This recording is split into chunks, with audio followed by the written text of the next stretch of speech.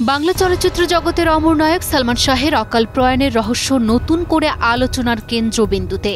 অকাল প্রয়াণ আজ হত্যা মামলায় রূপ নিয়েছে, আর তদন্তে উঠে আসছে একের পর এক চাঞ্চল্যকর তথ্য।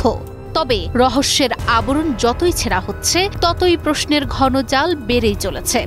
এদিকে তদন্ত শুরু হতেই রহস্যের আবরণ আরও ঘন হল, কারণ খোঁজ মিলছে না সালমান শাহের সাবেক স্ত্রী সামিরার। আর মামলার চতুর্থ আসামি খল অভিনেতা আশরাফুল হক ডন ঠিক কোন দিকে আছে তারও কোনো হদিস মিলছে না।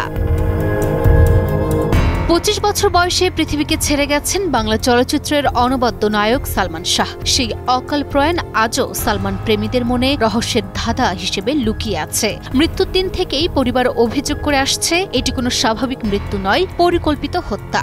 দীর্ঘ ২৯ বছর পার হলেও তদন্তের কার্যকর উদ্যোগ নেওয়া হয়নি। তবে এবার আদালতের নির্দেশে হত্যার মামলা তদন্তে রমনা থানা মুখোমুখি হয়েছে সালমান শাহর মৃত্যুর এক নতুন অধ্যায়ের সাথে।